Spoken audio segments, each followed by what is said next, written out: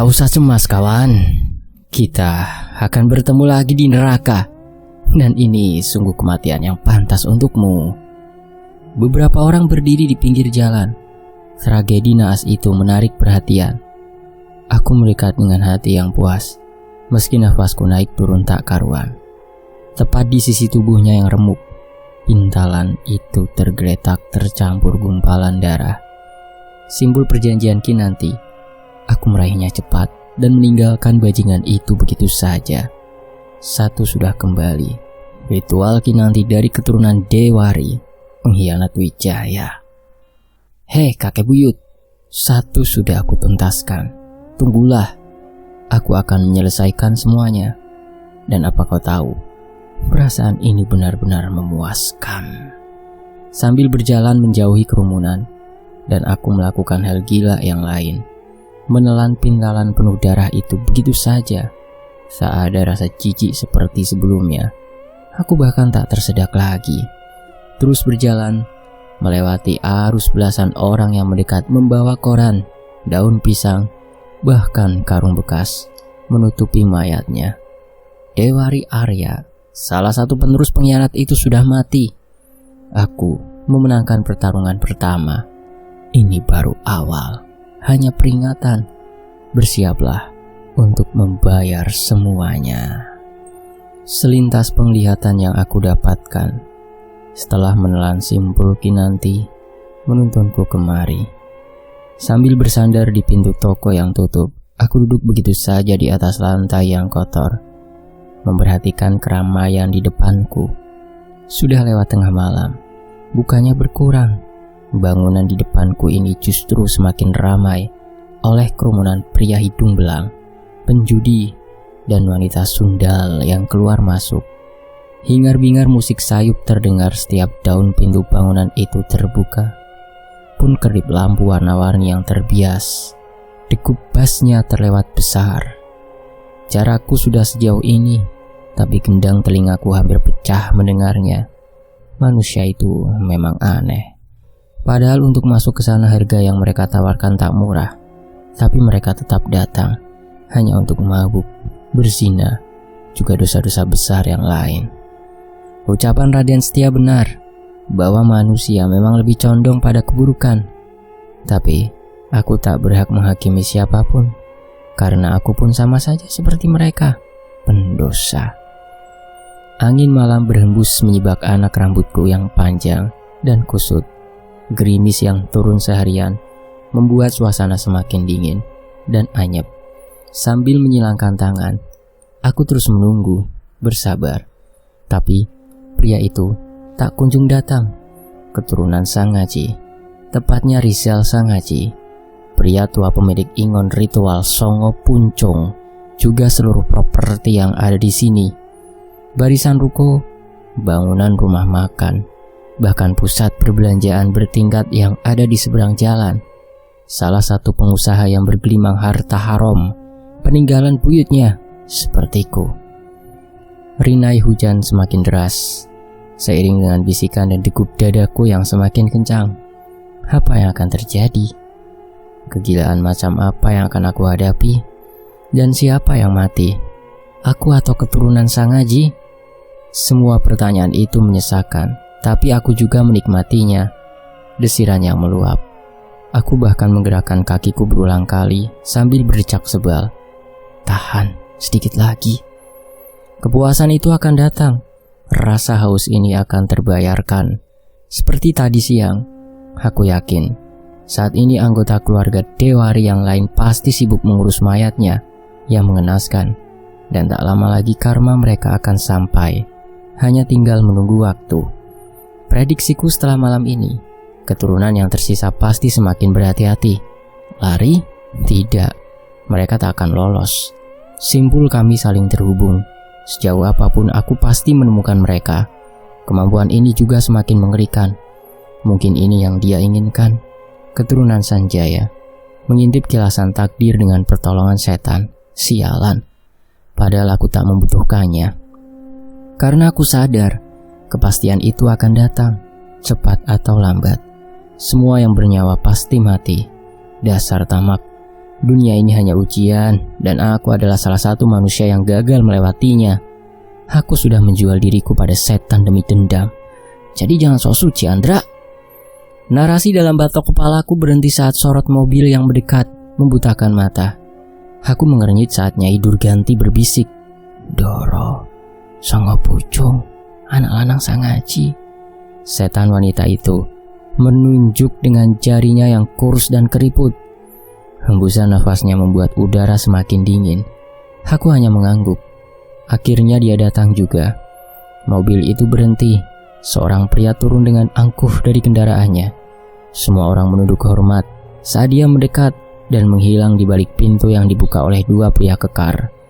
Aku menunggu dengan sabar dan tenang, memberi waktu terakhir untuknya menikmati semua pencapaian yang dia dapatkan. Aku sudah hampir bangkit saat Nyai Durganti berbisik padaku, "Doro." Benar juga. Kenapa aku yang harus menjemputnya? Biarkan saja dia yang datang padaku. Seakan sepakat dengan bisik batinku, Nyai Durganti mengikik lirih, kegirangan, seperti permainan yang menegangkan. Dasar gila, aku malah ikut tertawa. Perlahan, aku menggumamkan syair Mocopat 11. "Janin kemambang bakal wicil dadi anak menungso." Aku terus berbisik, memanggilnya sambil menahan deru dadaku yang bergejolak hebat, menebak reaksi yang akan dia tunjukkan. Tepat di ujung syair, pria itu keluar dengan wajah yang pucat. Matanya menyala ke seluruh arah, mencariku. Jika keturunan Dewari tadi berlari seperti pengecut, kali ini berbeda. Saat mata kami bertemu, pria tua itu dengan berani datang padaku, menembus hujan dengan tangan yang terkepal. Kedua bawahannya yang kekar mencegahnya.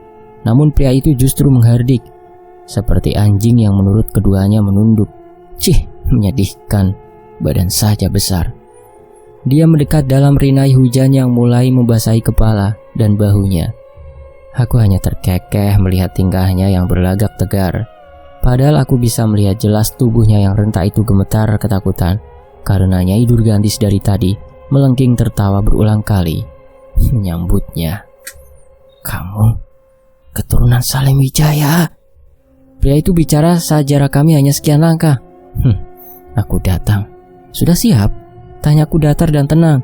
"Bangsat, apa salahku padamu? Semua itu hanya masa lalu, bukan?" "Hah? Masa lalu?" dia bilang. Aku tertawa terpingkal-pingkal mendengar rengekannya. "Hei, kalau begitu kenapa kalian membunuh ayah dan ibuku? Katakan!" Pria ini terhenyak. "Jadi itu benar? Apanya, sialan?" Aku mencercanya. Pria ini seketika terdiam, di tengah nafasnya yang naik turun karena amarah dan kebencian. "Jadi Sanjaya benar, anak julung kembang bisa meruak waktu? Bangsat." Kini dia ikut tertawa lirih, putus asa merubahnya jadi gila sepertiku. "Jadi sejauh apapun aku lari, kau akan tetap mengejarku, bukan?" Tatap matanya meredup. Aku hanya menaikkan bahu, ambigu. "Lalu setelah aku mati, siapa yang akan kau cari?" Entah, belum kepikiran. Lagi pula orang yang mau mati jangan banyak tanya. Aku mencibir pria di hadapanku yang bergetar. "Tak bisakah kau memaafkan kami?" Tatapannya berubah, memelas.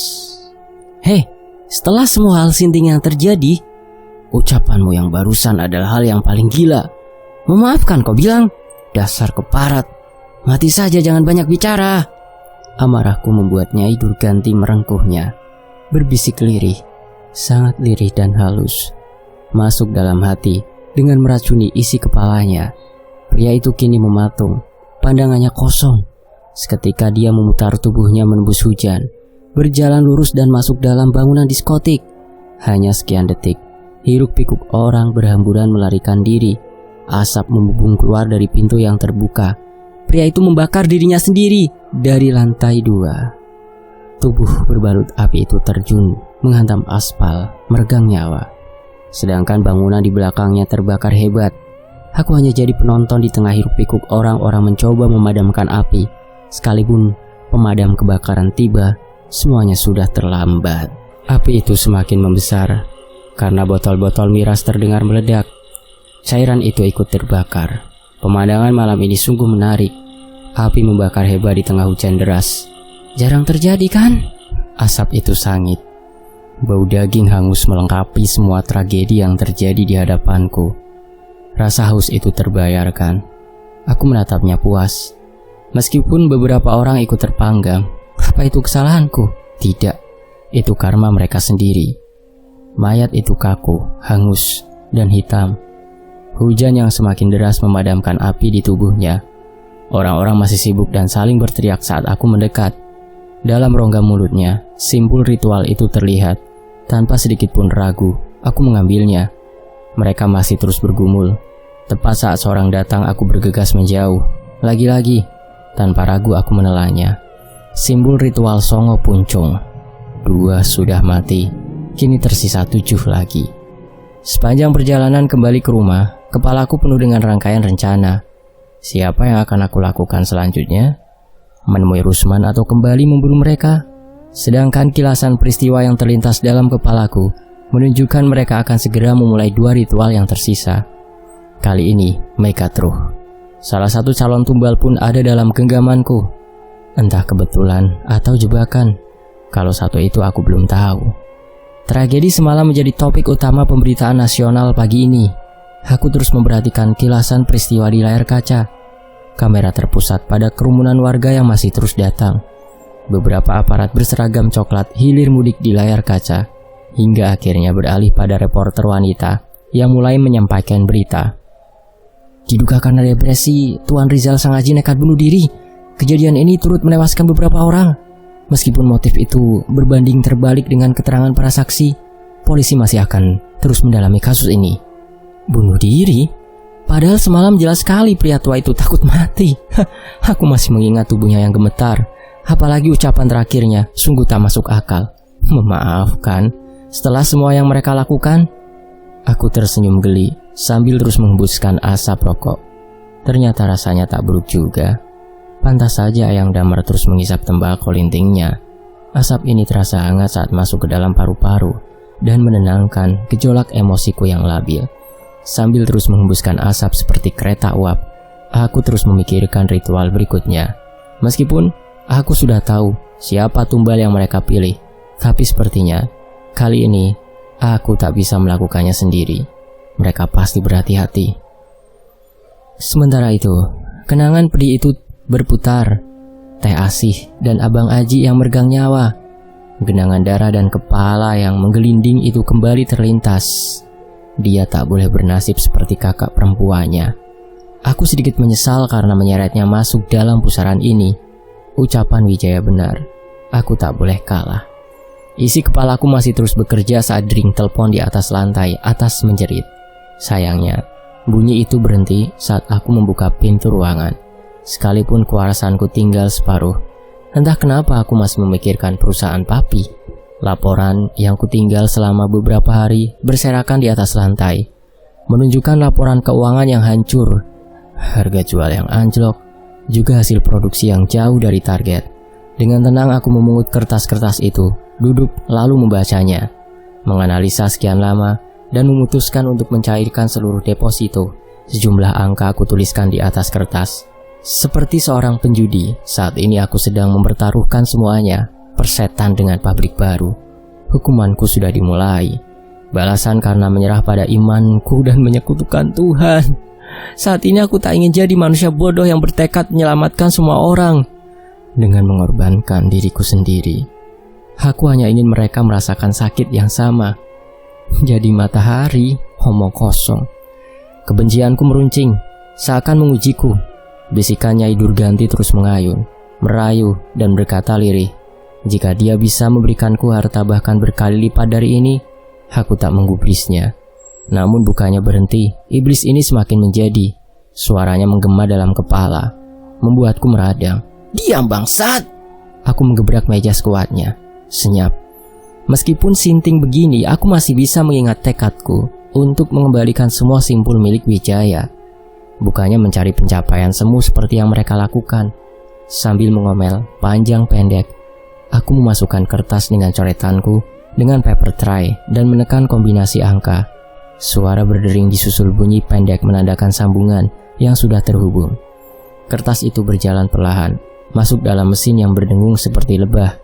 Setelah kertas lolos keseluruhannya, mesin itu membisu dan berganti dering telepon yang menjerit tepat di sebelahnya. "Pak Andra dari mana saja?" Tanpa salam, Pak Sigit mencerca marah, kesal dan lega. "Laporannya sudah diterima, Pak. Pakai rencana itu saja, nanti saya hubungi pihak bank. Surat kuasa masih ada kan? Aku sengaja mengalihkan pembicaraan." "Bukan begitu, Pak. Ini sih nekat namanya. Bagaimana kalau gagal? Kita masih bisa menekan biaya produksi, PHK massal, atau mengajukan pinjaman, Pak Andra." Pak Sigit untuk pertama kalinya menentang. "Sial, aku sudah penat malah diajak berdebat." "Lakukan saja. Coba pikirkan lagi, Pak Andra. Bagaimana kalau gagal, ya tinggal jual saja. Saya yakin banyak investor yang mau dan lebih mampu dari saya." "Bukan begitu. Pak Andra ada masalah apa? Cerita sama saya atau dengan Pak Debas. Beliau ada di sini." "Tidak ada, jangan membantah. Lagi pula dari awal saya tak punya apa-apa." "Pak Andra." Tanpa menunggunya selesai bicara, aku memutuskan sambungan sepihak, mengusap wajahku kasar dan kesal karena perlahan sesak itu kembali. Susah payah aku menguasai diri sampai dering telepon kembali menjerit. Awalnya, aku menduga jika Pak Sigit yang menghubungi karena masih belum puas dengan keputusanku. Tapi rupanya, bapak mertua yang bicara. "Bapak telepon dari kemarin, tapi tidak diangkat-angkat. Sudah telepon ke Lampung tapi tidak ada juga. Awakmu nangan ditole?" Seperti Pak Sigit, pria ini juga mencemaskanku rupanya. "Saya ada perlu, Pak, baru pulang semalam." Pria itu menghela lega dan kembali bicara. "Aji wes sehat, sudah bisa playon. Kapan mau besok kesini?" Padahal bapak hanya menyebutkan namanya, tapi getir itu kembali naik. Wajah mungil, suara celatnya, dan senyum yang polos. Kerinduan menghantamku sekali lagi. Sial, dadaku semakin sesak. "Le, sebenarnya dari kemarin bapak mau bilang karo awakmu masalah Adis." "Adis? Jangan-jangan Bagus sudah datang melamar, tapi bapak masih berharap kalau kalian masih bisa rujuk. Jadi, untuk kesekian kalinya firasatku sesuai. Aku terbakar hebat, tapi kalimat terakhir Adis menyadarkanku jika dia telah merelakan semuanya. Sesak itu semakin menghimpitku. "Enggak apa-apa, Pak, mungkin kami sudah enggak jodoh." Suaraku bahkan seperti bisikan dan air mataku kembali mengenang. "Le, jangan putus asa dulu. Pak, ada waktunya kita harus menyerah." Dan Adis membuat saya sadar kalau tidak semua hal bisa diperjuangkan. Saya harap Adis bisa bahagia dengan pilihan ibu. Aku memutuskan sambungan telepon begitu saja. Emosiku yang meluap membuatku kalap menghantamkan gagang telepon itu ke atas meja berkali-kali hingga hancur berkeping-keping. Seperti perasaanku saat ini. Aku terus meyakinkan diri jika ini adalah keputusan yang terbaik. Tapi semakin keras aku mencoba, aku justru semakin hancur. Aku hanya membohongi diri sendiri. Tarikan nafasku ini membuat dadaku seperti ditikam. Sekali lagi kesedihan menghantam kewarasanku. Saking sakitnya, aku bahkan sampai tertawa dengan air mata. Kenanganku bersama Adis membuatku tergelak semakin keras, dan air mataku bertambah deras. Bahkan saat ini aku tak mengerti apa yang aku tertawakan dan apa yang aku tangisi. Adis atau garis takdirku? Sial, aku sungguh tak tahu. Padahal hanya 1 tahun aku bersanding dengannya, melewati semua kepedihan dengan tawa. Pernikahanku yang sederhana dengan sosok wanita yang menawan. Aku sungguh mengaguminya. Apalagi saat menyesap setiap jengkal harum tubuh Adis setiap malam. Mendengar suaranya yang medok, juga bola matanya yang jernih. Bahkan sikapnya yang manja pun keras kepalanya, tanpa lelah terus berjuang untuk masa depan kami. Bahkan aku menjadikan Adis sebagai pondasi hidupku karena aku sebatang kara. Namun pada akhirnya semua itu bukan milikku. Tuhan bahkan tak rela aku bersamanya. Adis telah memilih, dan laki-laki itu bukan aku. Setelah menyesap sedikit kebahagiaan, hidup menghancurkanku berkeping-keping. Cahaya itu akhirnya pergi. Bahkan kerinduanku untuk si kecil Aji seperti sebilah belati yang ikut mencabik dadaku. Rasanya benar-benar sakit. Aku masih terus terbahak dengan derayan air mata, sesak oleh kebencian, juga penyesalan. Aku kembali sendiri. Tumpuan hidupku sudah lama pergi. Jadi aku ingin secepatnya mengakhiri semua dendam ini dan pergi sejauh mungkin. Bahkan aku tak punya pilihan untuk kembali. Dering bel pintu mengembalikan kesadaranku. Samar dari jendela, sebuah mobil TAF hitam terparkir di halaman. Seorang pria tegap berdiri di depan pintu. Hanya sekian detik pintu terbuka. Pak Ade yang tak sabar segera bicara. Korban wanita terakhir kali terlihat setelah dibawa suaminya pindah ke kota. "Hei, tak bisakah aku bersedih sebentar saja?" Pria itu menuju kursi tamu, mengeluarkan berkas dan menghamparkannya begitu saja di atas meja. Tak peduli dengan perasaanku yang kacau, Pak Ade kembali bicara. Sewaktu keluarga korban datang berkunjung, ternyata alamat itu kosong. Pria itu mengusap wajahnya berulang kali. Sebuah foto pernikahan yang sederhana menarik atensiku. Pria berpeci itu, aku pernah melihatnya, tapi di mana? Pria ini namanya Toto, kata Pak Ade. Tersangka? Tanyaku. Baru dugaan. Bukti yang ada belum kuat. Beberapa anggota sudah mengerucut ke daerah Pemalang. Duh, Pemalang daerah saya ini. Beberapa hari lagi akan dapat hasilnya, semoga. Dugaanku menguat. Tapi aku tak boleh gegabah. Salah sedikit saja semua bisa fatal. Jadi aku hanya menyimpan semua itu dan berharap jika firasatku salah. Aku mohon sekali ini saja. Aku tak ingin Adis kembali terluka. Meskipun satu nama itu terus berputar dalam kepalaku seperti biang lala. Dasar idiot, lupakan wanita itu. Dia sudah melepaskanmu. Kami masih terus menghubungkan bukti yang ada dengan petunjuk mimpiku tentang wanita yang meninggal beberapa hari lalu. Mungkin karena mataku yang sembab. Pak Ade menyimpulkan jika aku mengantuk. Akhirnya pria itu beranjak ke dapur dan membuat 2 gelas kopi hitam. Kami kembali bicara sampai suara gaduh seseorang yang datang menarik perhatian. Sontak Pak Ade bertanya, mungkinkah jika aku menunggu seseorang? Belum juga aku menjawab, sosok pria yang kami kenal masuk ke dalam rumah dengan terburu-buru. Atuh Pak Andra, dari kemarin teh saya kesini, tapi Bapak nggak pulang-pulang. Mas Agung datang dengan wajahnya yang panik, seperti dikejar setan. Memangnya kenapa? Jawabku datar saja. Padahal aku sudah tahu apa yang akan dia sampaikan. Abdi teh sudah seminggu ini mimpi serem Pak. Mas Agung tanpa sungkan meraih gelas di atas meja. Sedangkan Pak Ade sang pemilik hanya pasrah saat Mas Agung menyesap kopi hingga tinggal separuh. Mimpi apa? Pak Ade segera bertanya saat Mas Agung mengusap bibirnya yang basah. Abdi mimpi ketemu jurik. Allahu Akbar, serem pisan Pak. Mas Agung mengusap tengguknya berkali-kali. Cuma mimpi kali, Mas Agung jangan berlebihan.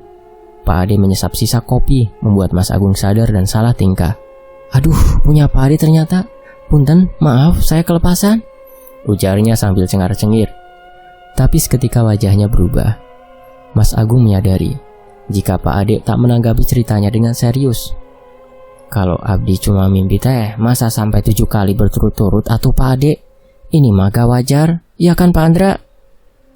Kini pria Sunda itu beralih menatapku meminta pembenaran. Ada yang bilang kalau mimpi buruk cuma sekali itu hanya bunga tidur. Kalau 3 kali itu adalah firasat, tapi sampai 7 kali aku menaikkan bahu ambiku. Dari sorot mata keduanya mereka tahu dengan pasti jika 7 adalah angka yang buruk. Artinya peringatan jika sosok itu menginginkan nyawa Mas Agung.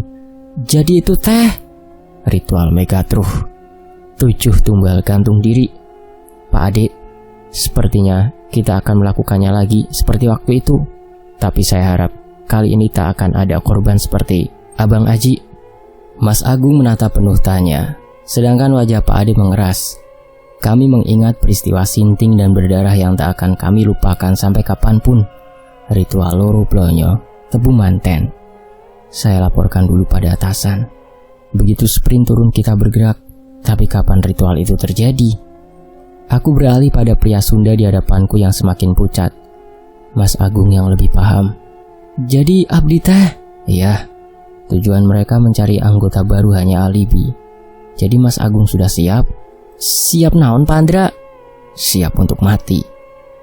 Indung, abdi teh belum mau mati pak. Mas Agung merengek sambil terhempas lemas di atas kursi dan menangkup wajahnya putus asa. Sebenarnya ada satu hal lagi yang ingin aku pastikan dari rencana ini. Semoga saja semua sesuai perhitunganku. Tapi jika tak berhasil, aku masih ada cadangan yang lain. Aku tak akan gegabah seperti waktu itu. Kalaupun ada yang mati, aku pastikan jika dia adalah keturunan Garwita, salah satu wanita yang paling serakah. Desiran itu kembali membuatku tersenyum membayangkan bagaimana wanita itu meregang nyawa. Tanpa sadar, aku terbahak-bahak, membuat Pak Ade dan Mas Agung menatap heran. Mereka pasti menyadari perubahan pada diriku. Sedangkan tepat di pintu keluar, Nyai Durganti berdiri sambil sedikit merunduk karena tubuhnya yang tinggi menjulang. Wanita itu melengking karena euforia yang sama. Geteh Ndoro, geteh. Seketika kesedihanku untuk Adis terkubur begitu saja. Malam ini segini dulu ya. Terima kasih untuk waktunya. Bersambung. Saya pamit, jangan lupa tinggalkan komentar kamu di kolom yang tersedia. Silakan berkomentar ya. Sampai jumpa di bagian berikutnya. Wassalamualaikum. Alhamdulillah.